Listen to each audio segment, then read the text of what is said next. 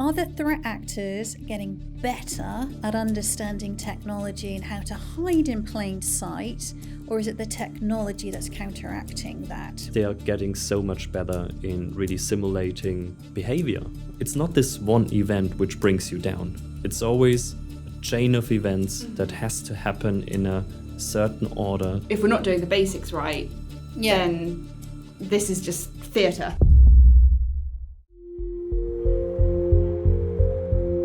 We're bringing you the hard-hitting stories when it comes to global security, tech and resilience. In partnership with Cyber News Group.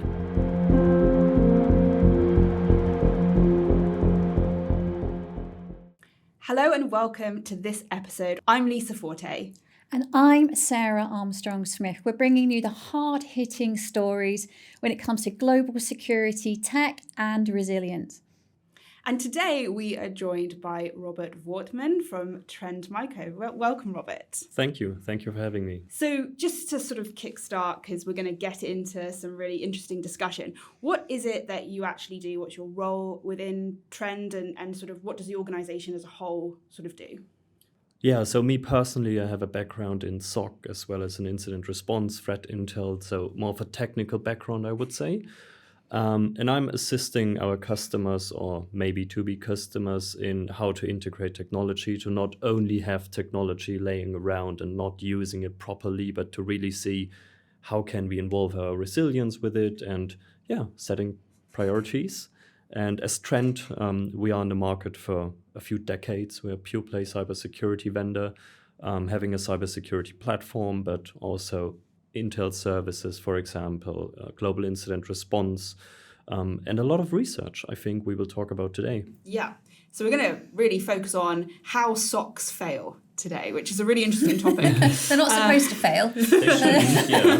Starting with a really positive message. And I think to sort of kick it off, so I think there are two main issues which we'll kind of come on to throughout the episode.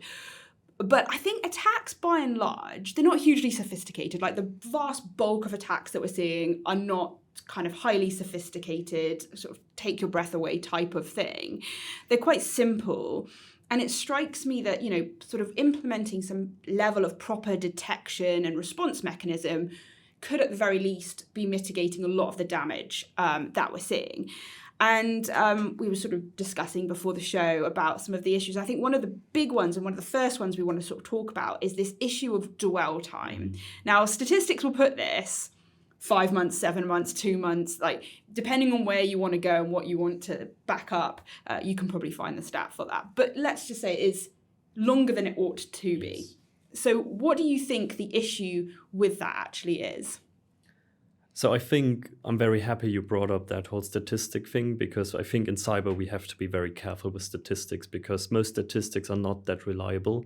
And when we talk about dwell time, sometimes it's only someone as an access broker, for example, got initial access, got hold on you, maybe sold it. And sometimes that's being counted into that dwell time. And that, I would say, makes it... Let's just clarify for the audience when we talk about dwell time. So what we're saying is initial access and then the time it takes for someone to detect them or someone to actually do the attack. What are we talking about there? I think that's always up to the statistics, and that's my point. You have to really look into the method of the statistics. Sometimes it tells you just the time to detect it, but even the detection could be the impact. That's a very bad way to detect someone, is having an impact, having a ransom node on your desktop, for example. So on the one hand, we have to be careful with that, but what's the biggest issue? It's still... on the one hand, detecting that, have the proper data and the right data. I think we will talk about this today. What's the right data? Because we can have all the data in the world. If we don't have the right data, we won't find it. And then someone has to react to it. Just an alarm popping up is the one thing, but someone analyzing it, saying it's not a false positive. That's the potential impact. That's the response we have to take. Not to overreact, but also not to underreact. And in the end, it's a combination of technology we have to have in place, but also people we have to have in place, methods, response mechanism we have to have in place. And I think that's our weakest point, combining all of these things together. I saw companies who have all the technology in place, but the processes are lacking. I have others who have kind of good processes but lack the data they should have. Yeah. And that's the thing. And I think Sarah talks a lot about this. This has come up in most of the episodes, actually. This kind of assume breach mentality. And there was a quote, it's completely unrelated to cybersecurity, but it said that absence of evidence isn't evidence of absence.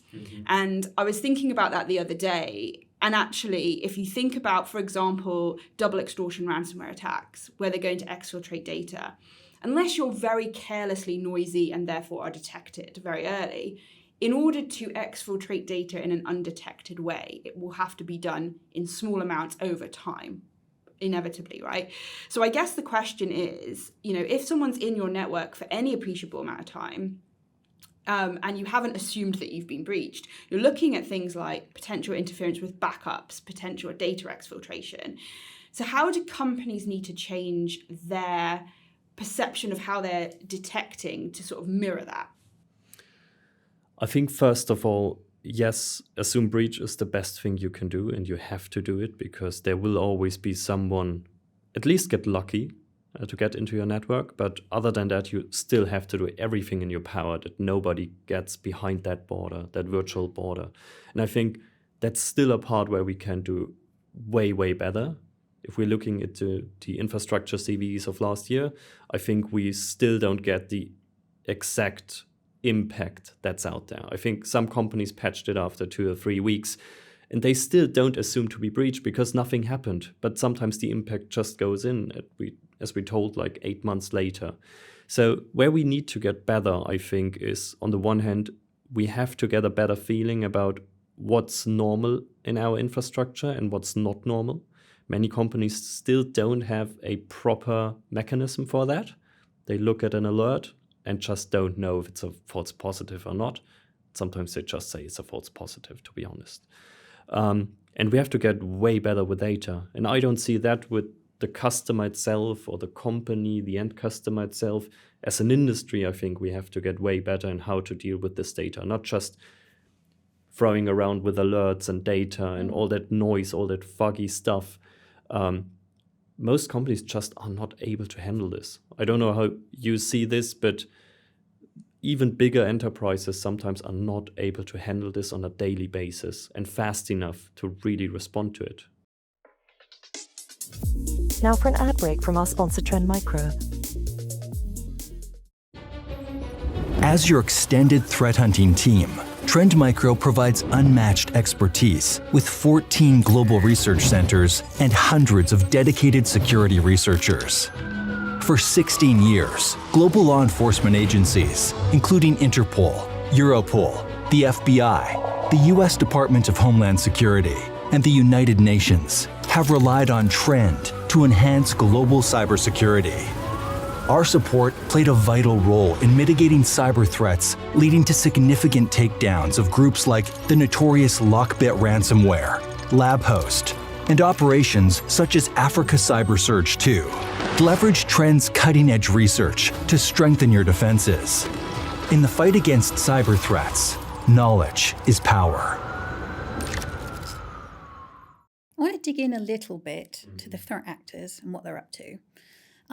So I think it's fair to say when we talk about a lot of the sort of organised crime or state actors, they spend a lot of time understanding how operating systems work. And I think dependent on who you are and what you want to do, so we mentioned about the state actors. So a lot of what they're doing is they rely on stealth. So they want to go as hidden for as long as possible, because they're in the market of espionage. They're going under the radar, if you like. Then you might have some organised crime who are just smashing their way through everything. They're in and out as fast as possible. They don't care if you're seen or not.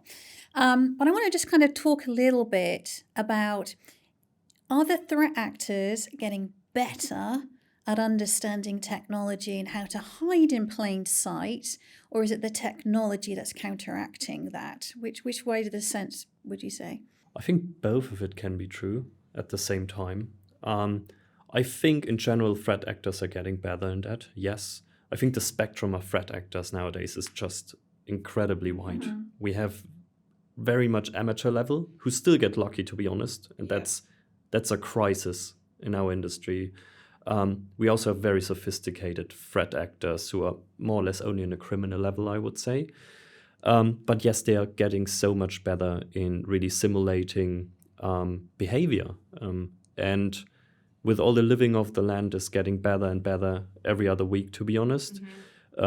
We still have to make sure and remind ourselves all the things we detect is much more on a behavior level. It's not an intention-based detection. And that's a very big difference.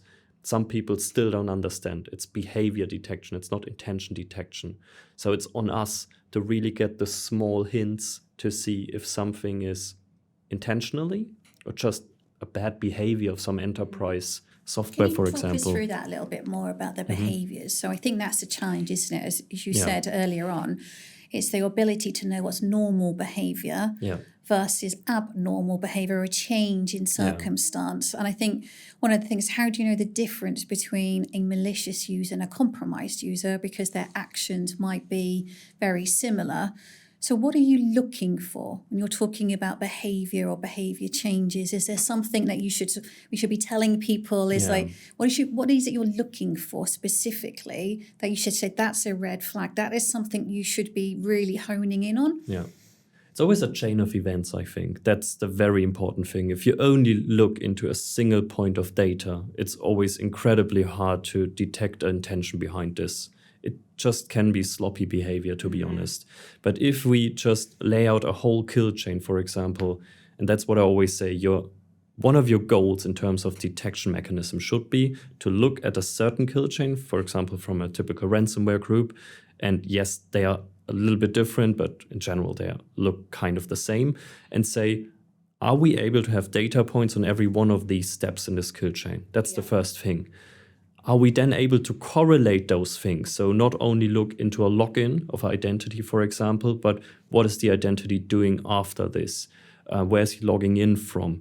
Was there maybe an email that was maybe a phishing email because the login was right after clicking on a link, for example? Just very, very basic examples. But I always say, look at the kill chain, and it's not this one event which brings you down. It's always chain of events that has to happen in a certain order to bring you down. That's why I always say, if we only look at phishing, we can always blame the user. But if your whole strategy relies on a user not clicking on a link, you don't have a strategy, to be honest. It's a chain of events that involves so many different steps, and we have to have central mechanism to show that whole kill chain very much in a most likely automated way. And I think that, part of the issue, I think, is there's a focus on IOCs, indicators of compromise. Absolutely. And that's quite specific organization to organization and actually isn't as usable. I had this conversation with a few CISOs who were talking about sharing IOCs. It's just not that useful because the IOCs I would see are not what you would see and not what you would see. So we're not looking for the same stuff anyway. You can get lucky, but you're more looking for those tactics, aren't you? Which brings us on to the second issue, which is, okay, we could collect data on absolutely everything, every activity endpoint service, everything on the network. Fantastic. We're probably just sitting on an absolute ton of data. If we can't assimilate it into something useful, so this is a two-part question. If you can't assimilate it into something useful, is there any point in collecting it? That's point one. And the second point is, how, if at all, are LLMs reducing or cutting through that noise? I think regarding the first question, yes, data can always be helpful. It's about prioritization of this data, and it's really about setting priorities. It's about really asking yourself, what would be the threat actor, not a certain group, but more or less, am I a bit more interesting for cybercrime? Am I more on the APT side of things? Am I both for most companies these days? And then really think about what data could be helpful. I always say, look at the MITRE enterprise metrics. Even over there, you have to be careful because most threat actors are only using 50% of the TTPs. But if I know these 50%, which are the most relevant to me, I can then think about how am I getting this data. I always say endpoint data, server and client is one of the most important. Authentication-based Entra ID whatsoever is also incredibly important. we have like 4 to 5 categories of data where I would say it's important for every company, for every organization out there. And then it gets a little bit more on the basis what the company is doing. For example, if we look into a hospital and they say we have some equipment over here which could speak some logging, I always say, could we make sense of this logging in a security way? Have you ever put that kind of a log to a security analyst and ask him if he can do something with this? Because if not, maybe you have compliance reasons to collect it, but do you really have to analyze it 24/7, which could create a lot of cost, to be honest. So setting priorities is the most important thing. And I think we over-engineer this in many corporations because 80% of the data points pretty much look the same for every company which I'm dealing with. It's endpoint, it's mail, it's authentication, it's network. Especially in terms of network, we are looking a lot into north-south traffic, which is interesting, but I want to see when an attacker gets in, how he can laterally move, because networks are way too flat. We need that data point. Yeah. So I want to just challenge some of the kind of thought process around the timeline of an attacker. So we see that a lot of state actors in particular are willing to play the long game. Absolutely. So you might sort of say, okay, so this started with a spear phishing campaign months ago, and then nothing happened. Yeah. Because they're just to get in, they're looking for a very specific individual or very specific data. And when you're talking about that attack chain, as though it's very linear in terms of I can see exactly they came on that day, then they did this, and they laterally moved, and they elevate privilege, and they did this. The timeline of that could actually take months, if not years. Yeah. And so your ability to have data going back months, if not years, is incredibly difficult. And then being able to actually tell a story. And I just wonder, that seems to be incredibly hard for a lot of companies to not only have the data, but being able to analyze patterns in data. So I just wondered if you had any thoughts around how do you deal with that extending timeline? And whether LLMs help or hinder with that. They certainly will help with that. I think we are on the stage where they can assist with those things at the moment. But regarding that timeline itself, it's incredibly complicated, and I don't want to be someone from a vendor just telling you it's possible, just use an LLM. It's incredibly complicated, and sometimes you have to get lucky. Sometimes you have to get a tip from someone that, we see a threat actor behaving like this, just look for this. And as you said, it's not a certain IOC, it's a behavior pattern you have to search for. And then it's the question, how long do you want to store that data? I don't think there's a perfect answer to this. I say a year at least, especially if you're interesting for APTs. But then it's the question, does it have to be in a hot storage? Can it be in a cold storage, for example, because we don't need it on a daily basis?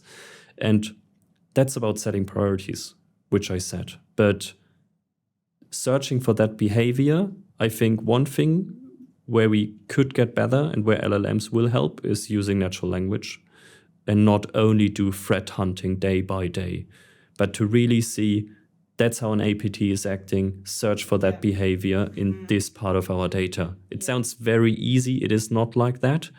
But I think the better the vendors communicate to each other, the more data they will provide, and the better those natural language protocols get, the better we can be. Because I think that's kind of the thing, and I know you've talked about it, and I think you talk about it in your book as well, about how threat actors are in some ways more sophisticated in how they operate collectively and sharing intel. They're actually really good at sharing intel between groups and on forums, whereas I find that we have typically been very closed to doing that, and a lot of companies don't want to share kind of a full and frank kind of, this is what happened to us when we were attacked, now you can learn about it. So it's all sort of pushed through your general counsel, loads of barriers, filtered, redacted, and not necessarily meaningless, but not really that frank, open discussion that probably would even the playing field a little bit.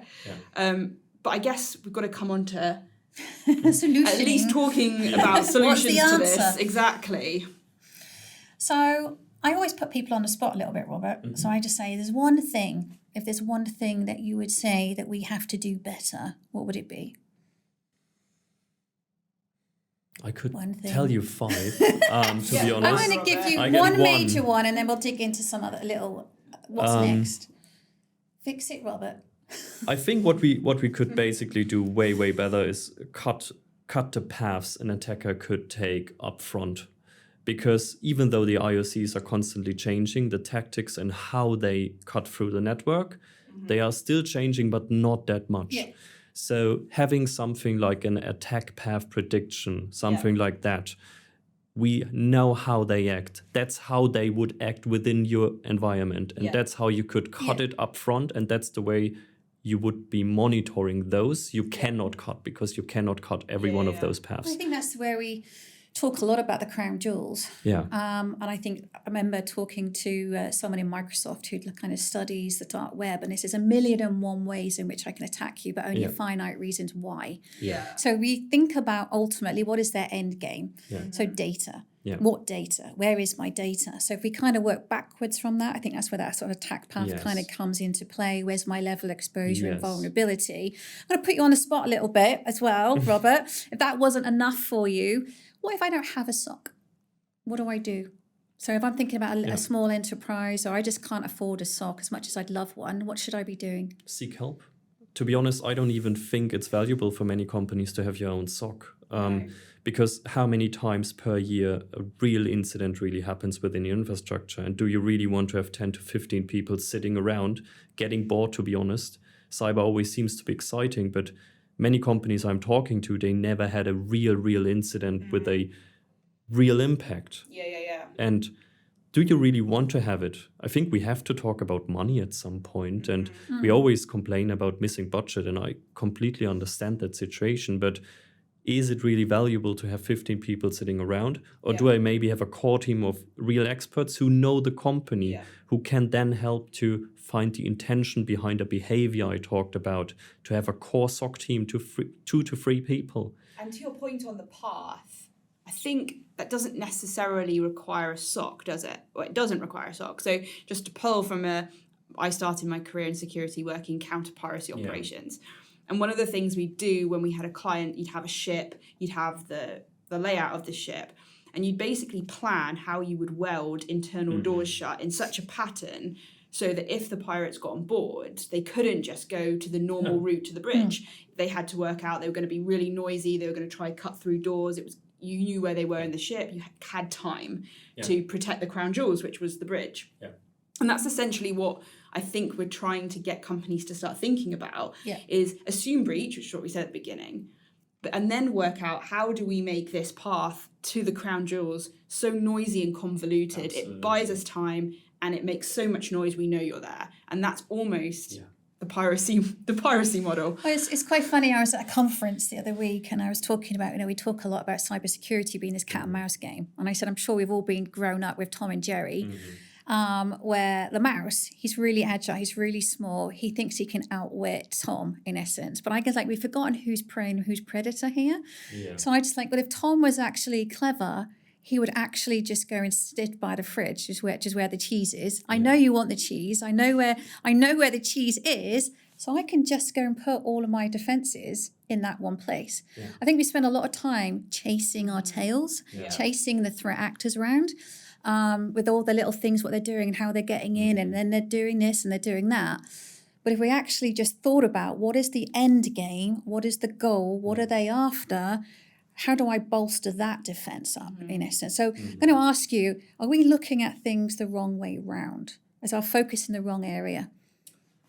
Yes, absolutely. I think one very prominent example is, for example, how much I have to talk about USB sticks and USB-based attacks and cable choosing. And I say, you don't even have telemetry data from your endpoints.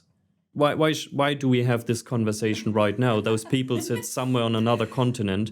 The last thing they would typically do is go into your company physically. Yeah. So just one example out of a few. Yeah. We have to care about the right things. Yeah. And most attackers are working somehow the same way. Yeah. I always say, if someone would have asked me during WannaCry how ransomware would evolve over the next 10 to 15 years, I would have guessed more than I saw today. Yeah. The kill chains don't look exactly the same, but kind of the same, to be honest. Yeah. And sometimes we have to be critical of ourselves, not the SOC team itself, but as a whole industry, I think, to think about, I think we could get so much better in many of those cases. Not in everyone, don't get me wrong. I have great empathy with all the issues those teams are looking at every year and every day, but the basics are still missing. Yeah, I think that's what we're getting from a lot of the episodes we've done, that, the problems are diverse and they have lots of different aspects to them, and you can very easily get drawn into the sexier side of anything. Yes. Yeah.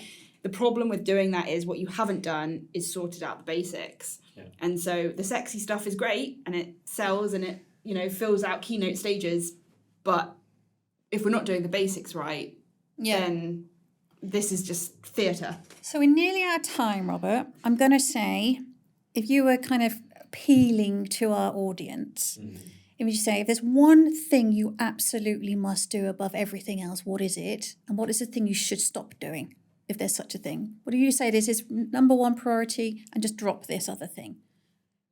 Number one priority would get the right data, as I said, which is very general, but get the right data in and monitor it 24/7. If you do it on your own, if it's someone else, I don't care if the setup is right, to be honest, but have that data in place, because even if an impact happens, even if a ransomware group manage to encrypt your exfiltrate data, you still have data in your incident response process, because you cannot recreate this data retrospectively. And now you can pick the right backup point, for example. You can have the right communication and whatsoever. It makes your life so much easier, even if you get hit. So have the right data and have it monitored 24/7. It sounds so easy, but so many enterprises are still not doing it, to be honest. The thing I would drop, to be honest, and that sounds very odd to some people, and I get a lot of criticism, but don't invest too much in user awareness. Oh, okay, this is interesting. In those phishing campaigns. Still do it. Every phishing attempt you can block is a very good one. But people will click on it. And if your whole strategy relies on the fact that nobody clicks on it, you don't have a freaking strategy, to be honest. So, well, this has come up before, Robert, definitely. So I think we're nearly going to have to round things up a little bit. So I could just sum up. So as much as we talk about tools and technology, we dug a little bit into the AI. I think it all comes back to the same point and same principle is data. Really having a firm understanding of what data you're trying to protect, the monitoring of that data, having good backups, and I think ultimately the other thing that we've said is assume compromise. Absolutely. So Robert, thank you. Thank you so much. It went really quickly. So it's been an absolute pleasure. And to everybody, thank you. I hope you have enjoyed this episode. Please subscribe, like, and do follow us as well. So once again, Robert, it's been an absolute pleasure.